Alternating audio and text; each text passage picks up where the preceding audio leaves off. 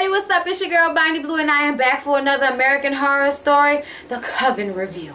This episode, it took me here, and then it took me there, and it took me there, and then it took me here, okay?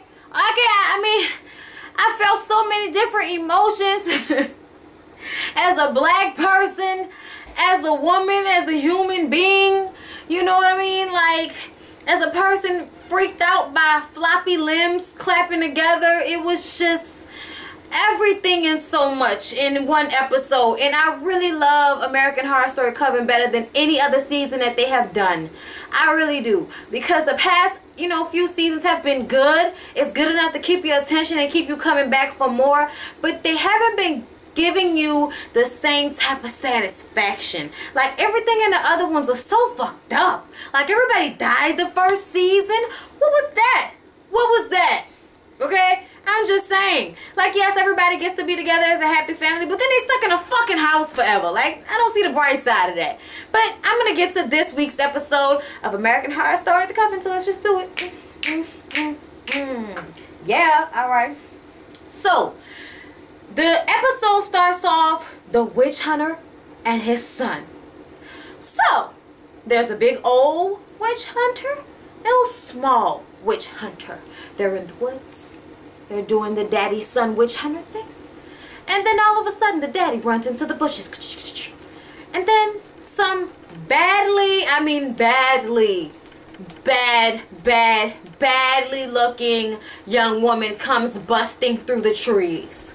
She has green teeth. She has green eyes. This bitch is dirty. This bitch looks sad. She looked like she's been in the woods all her life. She looked like she was raised by a bunch of possums. I wouldn't even say wolves because there's a little bit more of an upright situation with the wolves. And you walking around here, I'm just saying, like, pay attention to the neck, okay? It's not about the shoulders. Pay attention to the neck, okay? I'm talking about the dogs. But anyway, I know dogs. Dogs. But yeah, I'm sorry. I'm just saying, like, what the fuck was that? Okay, why did she have to look like that? But because of this, the little boy, this being his first time shooting a bitch, felt some type of way. She looked hungry, for God's sakes. As soon as he put his gun down, she breathes fire at him, and his daddy pushes him out of the way, and his daddy has a burn on his hand forever to remind him that this was his fucking fault. He should have killed the bitch. Okay, like, for real, like, this is gonna stick with him for the rest of his fucking life that he didn't kill this bitch off GP. And it's like, dude, you were a kid. Give yourself a little room to breathe. Come on now, man. Too much on it, okay? And this just so happens to be Cordelia's husband, Hank, when he was a kid. What was this, 85? What? Did y'all, go decide to do this after y'all finished watching The Christmas Story? Like, what the fuck is going on? Like, I'm just saying, is that what we do when we bond with our kids? Anyway, Fiona goes to Marie Laveau so they can have a little talk. They can have a little sit-down talk.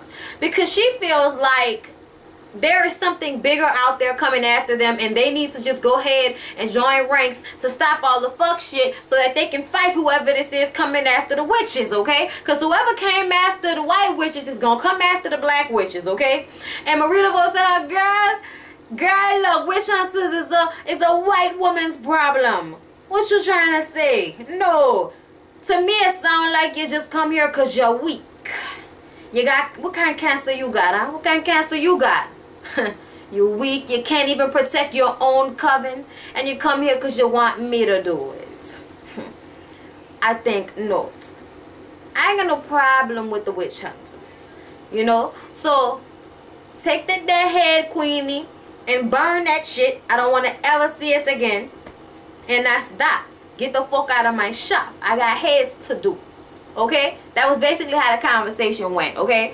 And Fiona just shook her head like, bitch, please, this ain't over. And I was like, I feel the same way. Even though I do feel like on the racial epithet, on the racial part of this, you know what I'm saying? And historically, white people always want to mistreat the fuck out of some black people. I'm sorry, I gotta do it.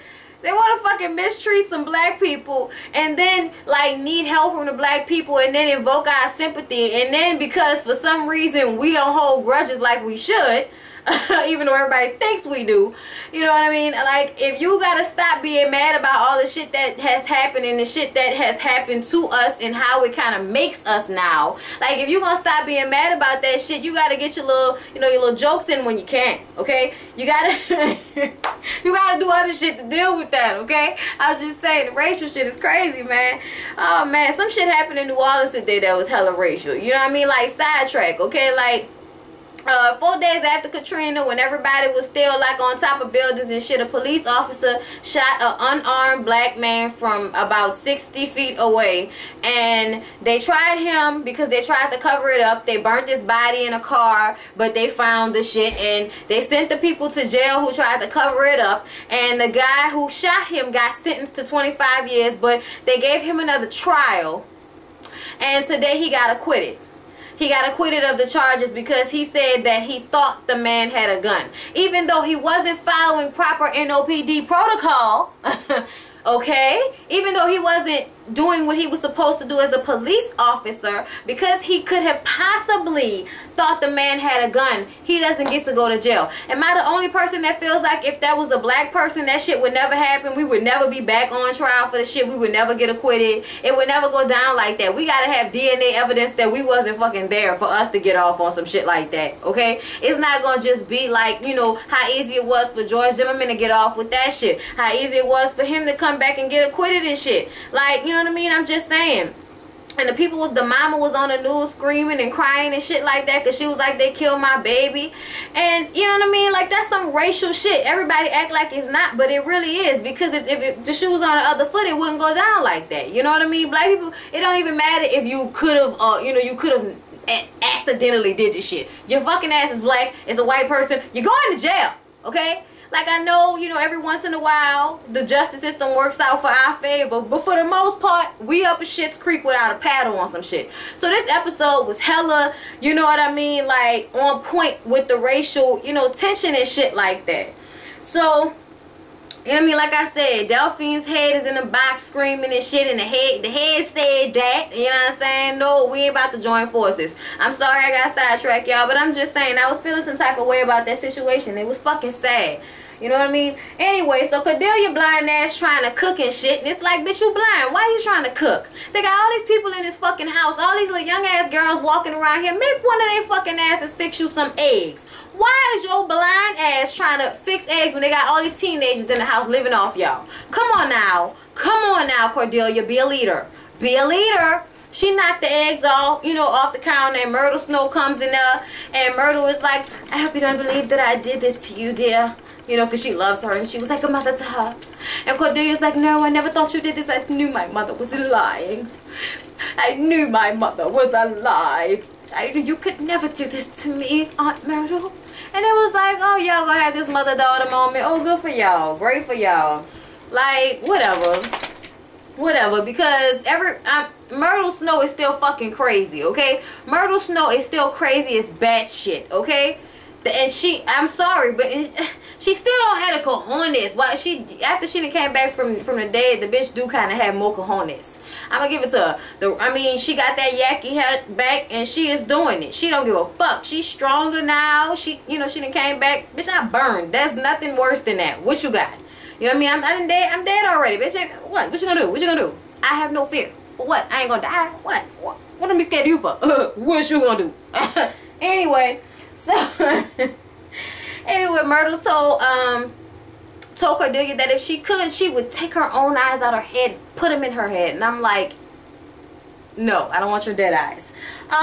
Moving along. Cordelia's husband, Hank, goes to the witch hunters, you know, corporation, Delphine, whatever it's called. It's called Delphine Corporation or something like that. And his daddy is the CEO. Come to find out, he is not daddy's favorite little boy. You know what I mean? He's not, you know, doing the job like he's supposed to. They got this, you know, tall, fine black man that's, you know, look like he's the protege. You know, so there's some little slight shade when they come talk to each other. But the daddy basically tells him, you down there doing shit ain't nobody told you to do, okay? You just supposed to go down there, marry Cordelia so you could be on the inside. Don't get attached because we're going to have to kill a bitch one day. Why are you over there getting in cahoots with the voodoo divas and shit? And he like, I thought, you know, I had a plan. But, you know, unforeseen things have gone down. You know, for one thing, Cordelia was blinded by somebody. And they was like, we did that shit. We already know. We did that shit. And he was like, you blinded my wife? And it's like, nigga, I know you ain't catching feelings. You better man up. You better man up. You know what you're supposed to do. And you better do what you're supposed to do. Okay, his daddy gave him that talk, you know what I mean? And he forever, you know, the burn on my hand, nigga, remember this, you know what I mean? I'm like, man, come on, daddy, stop. Stop, daddy, come on. Don't, you know, like, Jesus Christ. But anyway, y'all, look, we didn't figure it out. They got a whole corporation of witch hunters out there somewhere. That's some scary shit, okay? That's some really scary shit, I'm just saying. So Myrtle Snow is fixing food for the 2 members of the council that voted for her to be burned. And at first it all seems pleasant and nice. She gives them a little bowl of grapes, peeled grapes. You know, she took her time with this. You know what I mean? Made some key lime pie for everybody. She wants to have a little sit down with her former co-workers. And they're talking about how glad they are that she's alive and how bad they felt that they killed her. And, you know, all of a sudden they become paralyzed. And when they become paralyzed, she starts to tell them that I always knew that y'all didn't really fuck with me. But I thought that you would have the good sense never to really try to fuck with me. Okay, that's what I thought. But since y'all decided to do that, see, I said I wasn't gonna kill you, but you know what? I don't know. I think I might. I think I might. I think I must. I think I must. You know, because I feel like y'all tried to take advantage of me. I feel like now I want a little revenge. You know what I mean? I feel like it's about that time. So she takes out an eyeball from each of them, and then she puts those 2 eyes in Cordelia's head. Yay, Cordelia has eyes.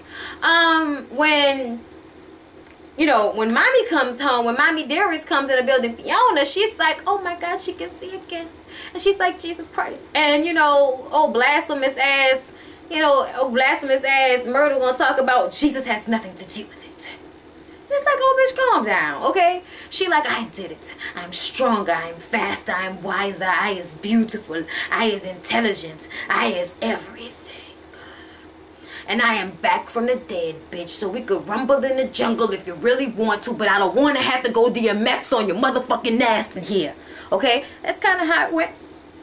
And Fiona was like, bitch, police. Because I can call them people and have your fucking ass ran out of here. I can call them people on you. 911, nigga, council for the witches. I can call them people to come and get you. Like, that's what I can do. Okay? Because I'm the supreme over here. Okay? I run this shit. This is still me. Regardless, this is still me. And you can't prove that I killed Madison because the bitch is still alive. What are you going to do? What are you going to do? So Cordelia tells them to get their asses together and realize that the threat is outside those doors and not inside those doors. So everybody needs to get it together, calm the fuck down, and get their life together. And that's when Cordelia hugs, you know, Myrtle and realizes that she doesn't have her foresight anymore. Sadness. Sadness. I feel like she's better off with the foresight than with the real sight, if you ask me. Because, you know what I mean? Even though she, you know, she had that little glimpse of what her husband was really about, I still feel like she a little green sometimes. But I hope not. I hope Cordelia has, you know, lost her eyes for the best and then gained them back, you know, ever so funny lookingly with the 2 different color eyes and shit. I don't know. I liked it, but it was freaky after I looked at her for a little while because she's like really statuesque and she's looking at you like this when she's talking to you, and it's just very scary. You know what I mean? Okay, thank you. I knew y'all would know what I mean. Okay, so Madison and Zoe go to the hospital to get Nan because Nan has been on site with Luke all damn day. Y'all remember last episode, Luke got shot, okay, in a drive-by shooting.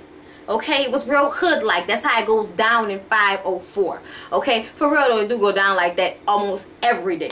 Anyway, sadness, we have a small, you know, per capita rating. We have a small little box of a place, and you know, everybody gets killed every day.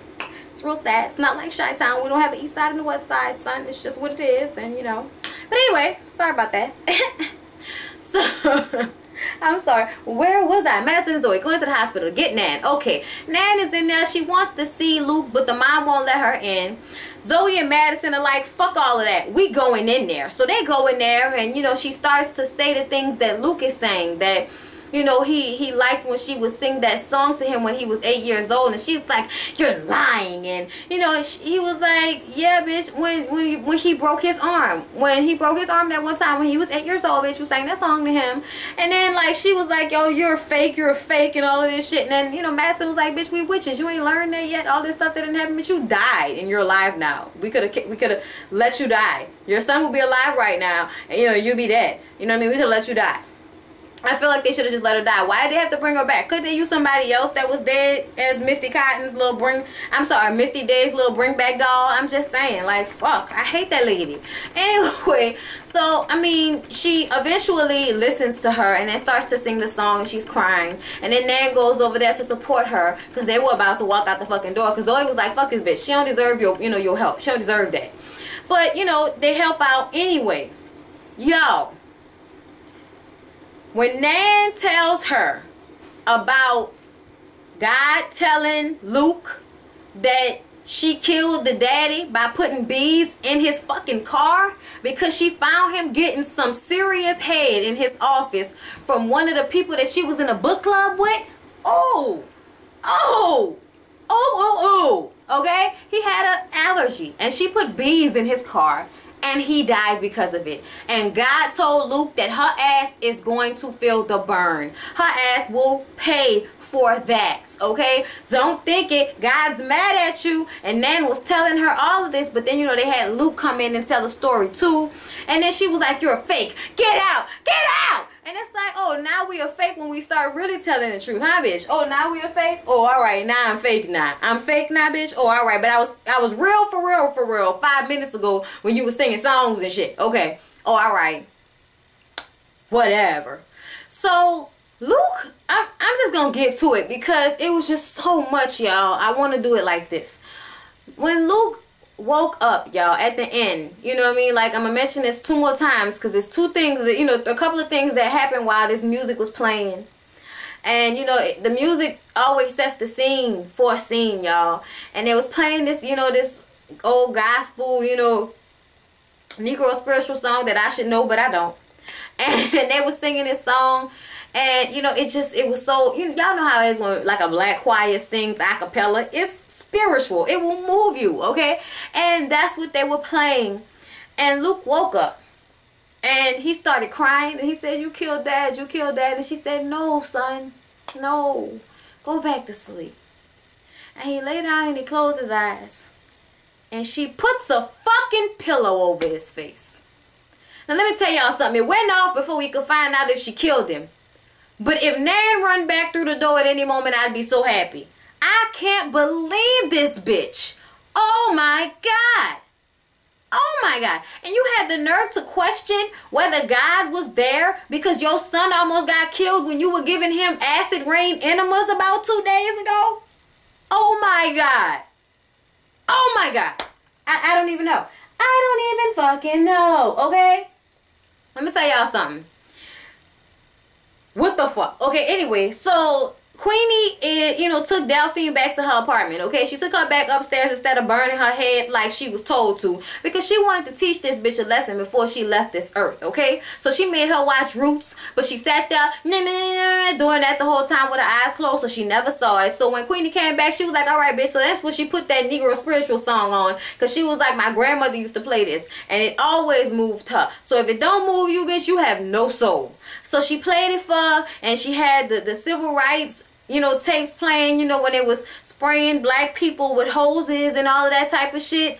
And, you know, the music's playing and all that, and Delphine wasn't feeling it at first, but if she didn't start feeling it, motherfuckers, she started feeling it. That mouth went, and it was getting weak. And then all of a sudden, the tears started coming, y'all, and she broke her ass down. And I'm like, if she actually formed some type of different opinion because of watching this, I'll be surprised and yet rather intrigued. Yes. Okay, moving along. So Marie Laveau starts breaking Hank's bones and shit, okay? She started breaking his bones up, and she sends a Do Dirt nigga over there to tell him that, you know what, she hands him to hand him the phone, really. A Do Dirt nigga to hand him the phone because all his bones were broken, so it wasn't like he was going to be able to pick up his celly. And I'm like, well, why you couldn't call him and tell him that and then break his bones just so he further got the point? I'm just saying, why we have to do it, you know, send somebody all the way over there? I'm just saying. But either way it go, he got over there, he gave her the phone, and she was like, you know, if those white witches aren't dead by tonight, I'm going to stick a pin through your fucking heart with a voodoo doll. And I mean it. And that was pretty much it. That's pretty much what happened. Cordelia and Misty are becoming besties down there, making potions and you know, and saying spells and shit to bring flowers back to life. And I was like, oh, this is getting fun. I love when you start to see the powers and all of that. I am human and I need to be loved just like everybody else does. Look, they're growing. Oh my God. I'm just saying, that's how I felt. Anyway, if you don't know what that's from, then you ain't about that witch life, okay? If you don't know what that's from, you are not about that witch life. Any fucking way. So, then the travesty happens. Like I said, y'all, the last thing that happened while that music was playing was Hank rolled in Marie Laveau's hair salon and shot every fucking body. He shot Queenie. He shot the chick that does her rituals with her. He shot the black dude. He shot another black chick. Like, he was about to shoot her. I couldn't tell if he shot her or not, because I heard a gun go off and I saw her face be like, ow, like in pain, but she didn't fall or anything. And then I saw Queenie crawl around the corner with the gun and put it in her fucking mouth and shoot it. And I don't know whether that killed her or not, because I know when she does stuff like that, she can heal herself.